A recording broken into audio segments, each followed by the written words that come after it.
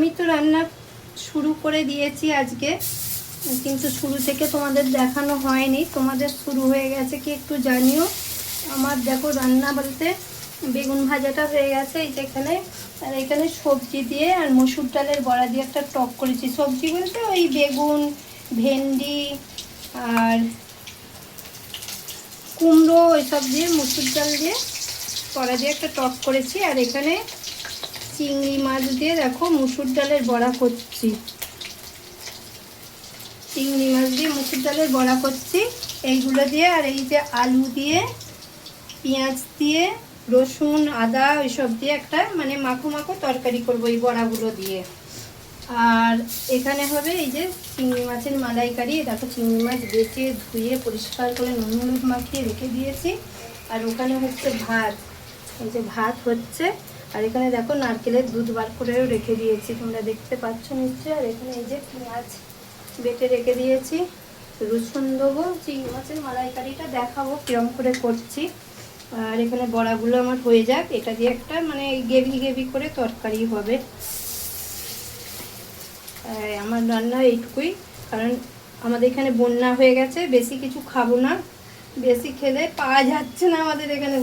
এটা আমি সিরিয়াসলি বলছি, আমি হাসতে হাসতে বলছি বটে, সিরিয়াসলি বলছি। আমাদের এখানে বন্যা হয়ে গেছে, কিছুই পাওয়া যাচ্ছে না, সেইখানে ওই অল্প অল্প ঘরে যা আছে এরকমই রান্না করছি। চিংড়ি মাছটা আজকে পেতাম না, মানে হতোই না আজকে কিছু, এরকমই খেতে হতো, কারণ চিংড়ি মাছটা আমার আগের আনা ছিল, কাল থেকে কিচ্ছু পাওয়া যাচ্ছে না আমাদের এখানে, সেই জন্য আর কি চিংড়ি মাছটা হচ্ছে। চলো তোমরা একটু জানাও কি রান্না করছো, তারপরে যা করব দেখাচ্ছি তোমাদের। বড়া ভাজছিলাম, তোমরা দেখলে চিংড়ি মাছের মসুর ডাল দিয়ে। দেখো এই কটার বেঁচেছে, আমার মেয়েরা সব গরম গরম খেয়ে নিয়েছে, বলছে বাড়িতে সময় গরম গরম বড়াগুলো ভালো লাগছে আর তরকারিতে দিতে হবে না, এই কটা বেঁচেছে, এগুলো তরকারিতে অবশ্যই দেবো। দেখো তরকারিটা বসিয়ে দিয়েছি, আলু কষা হয়ে গেছে, পেঁয়াজ আদা রসুন সব কিছু দিয়ে মশলা দিয়ে কষানো হয়ে গেছে। এবার আমি জল দিয়ে দেবো। দেখো তেল ছেড়ে গেছে, দেখো ভালো তেল ছেড়ে গেছে। জল দিয়ে একটু ফুটলে বড়াগুলো দিয়ে দেবো। আলুগুলো একটু ভাপিয়ে নিয়েছি আর আবার ভেজেছি, আলুগুলো সেদ্ধই হয়ে যাবে তাড়াতাড়ি। একটু ফুটে গেলে বড়াগুলো দিয়ে দেবো। চলো জলটা দিয়ে দিই। আমার আর তরকারিতে গরম জল আর দেওয়া হয় না, আমি ঠান্ডা জলই দিয়ে দিই।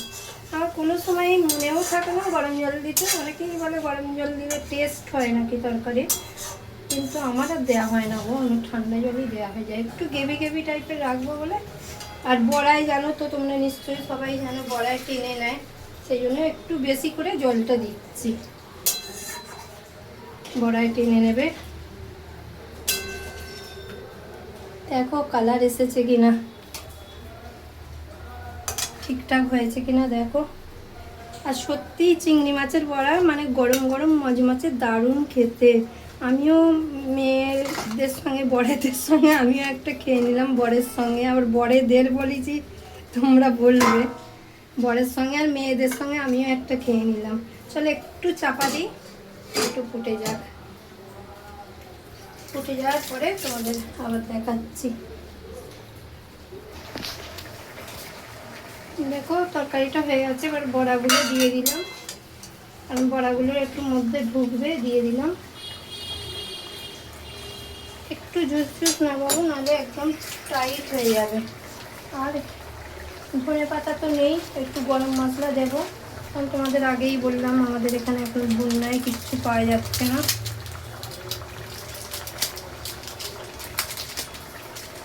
নাহলে এটা একটু ধনে পাতা দিলে ভালো হতো, একটু গরম মশলা দিয়ে দিলাম।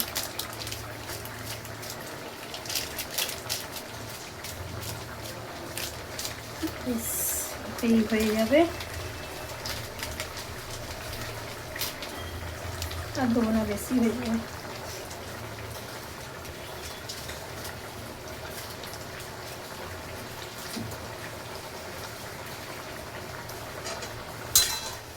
গরম মশলাটা এখন দিয়ে দিলাম ফুটতে ফুটতে, কারণ তরকারির মধ্যে বেশ বড়ার মধ্যে ভালোভাবে ঢুকে যাবে বলে।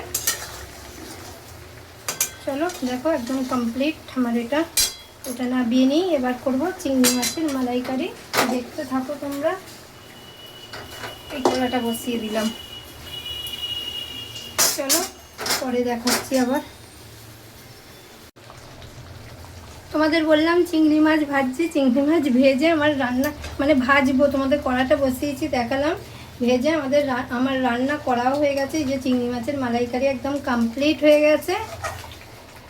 এবার খালি খেতে বসলেই হয়, গরম ভাতের সঙ্গে দারুণ লাগবে খেতে। তোমরা একটু দেখে জানিও কেমন হলো। চলো সবাই খুব ভালো থেকো, সুস্থ থেকো, সবাইকে টাটা। আর সবাই খুব বর্ষায় একদম খুব ভালো থেকো, সুস্থ থেকো। কারণ বর্ষাটাও যে খুব একটা ভালো তা নয়, গরমেরই মতো বর্ষাটাও খারাপ। জল টল আমাদের এখানে তো প্রচুর অপরিষ্কার জল আসছে গো, একদম অপরিষ্কার জল। আমরা ফিল্টার করে খাচ্ছি আর কি, এমনি তরকারিতেও ফিল্টার করেই দিচ্ছি। চলো আমার রেডি, টাটা।